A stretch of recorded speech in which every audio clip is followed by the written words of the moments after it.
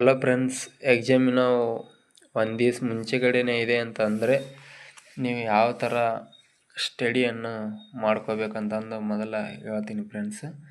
First ಏನು ಮಾಡ್ಕೊಳ್ಳಿ friends, ಒಂದು ಬುಕ್ಸ್ ತೊಗೊಳ್ಳಿ. ಬುಕ್ಸ್ ತೊಗೊಂಡು ಫಸ್ಟು ಮೇನ್ ಇಂಪಾರ್ಟೆಂಟ್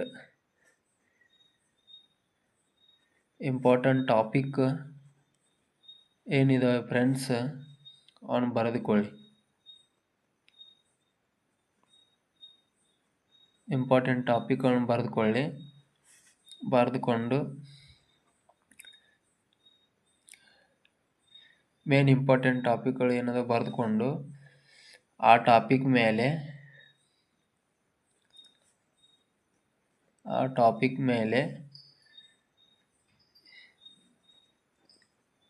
ಯಾವ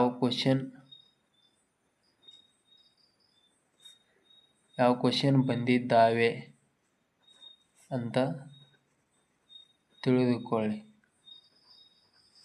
ಅದನ್ನು ಯಾವ ರೀತಿ ಅಂದರೆ, ಈಗ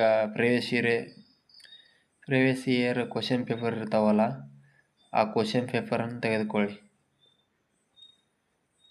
ಕ್ವಶನ್ ಪೇಪರ್ ತೆಗೆದುಕೊಂಡು ಚೆಕ್ ಮಾಡಿ. ಅದರಲ್ಲಿ ಚೆಕ್ ಮಾಡಿ 5 ಮಾರ್ಕ್ಸಿಗೆ ಎಷ್ಟು ಕ್ವಶನ್ ಕೇಳಿದ್ದಾರೆ, 10 ಮಾರ್ಕ್ಸಿಗೆ ಎಷ್ಟು ಕ್ವಶನ್ ಕೇಳಿದ್ದಾರೆ, 15 ಮಾರ್ಕ್ಸಿಗೆ ಎಷ್ಟು ಕ್ವಶನ್ ಕೇಳಿದ್ದಾರೆ ಅಂತ ತಿಳಿದುಕೊಂಡು ಅದರಲ್ಲಿ ನಿಮಗೆ ಯಾವ ಕ್ವಶನ್ಗಳು ಭಾಳ ಡಿಫಿಕಲ್ಟೀಸ್ ಅನ್ನಿಸ್ತಾವೋ